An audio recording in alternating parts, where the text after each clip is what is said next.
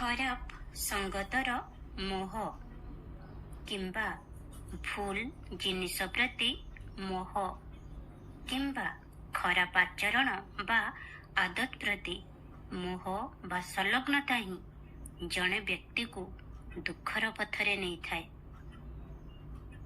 ସେଥିପାଇଁ ତୁମ ନିଜର ମନ ଏବଂ ବିଚାରକୁ ନିୟନ୍ତ୍ରଣ କର, ନିୟନ୍ତ୍ରଣରେ ରଖିବା ଶିଖ। ଯେତେବେଳେ ବି ତୁମକୁ ଲାଗେ କି ତୁମର ମନ ବିଚଳିତ ହେଉଛି, ତୁମର ମନ ଅଶାନ୍ତ ଲାଗୁଛି, ତେବେ ତୁମେ ମୋ ନାମ ନିଅ, ମୋତେ ସ୍ମରଣ କର, ମୋତେ ସାହାଯ୍ୟ ମାଗ।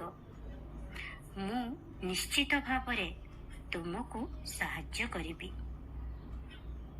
କିନ୍ତୁ ଅପରପକ୍ଷେ ଯଦି ତୁମେ ଭୁଲ ପଥ ଅନୁସରଣ କର, ଭୁଲ ରାସ୍ତାରେ ଚାଲ କିମ୍ବା ଏହା ଜାଣିଛ ଯେ ଆଗରେ ଅସୁବିଧା ହିଁ ଅଛି, ତେବେ ମୁଁ ମଧ୍ୟ ସେ ବିଷୟରେ କିଛି କରିପାରିବି ନାହିଁ, ଯାହା ପାଇଁ ତୁମକୁ ତୁମ କର୍ମର ଫଳ ବା ପରିଣାମ ଭୋଗିବାକୁ ପଡ଼ିବ।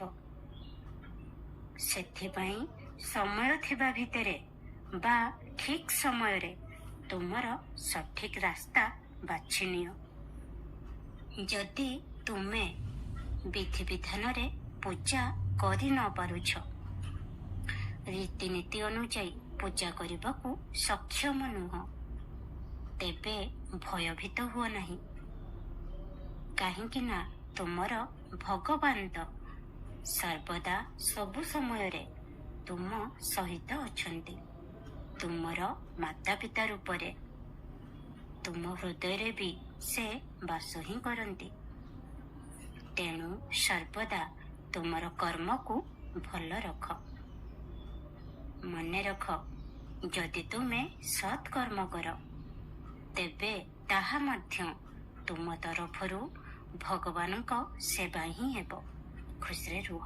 ଓମ୍ ସାଇ ରାମ, ଜୟ ସାଇ ରାମ।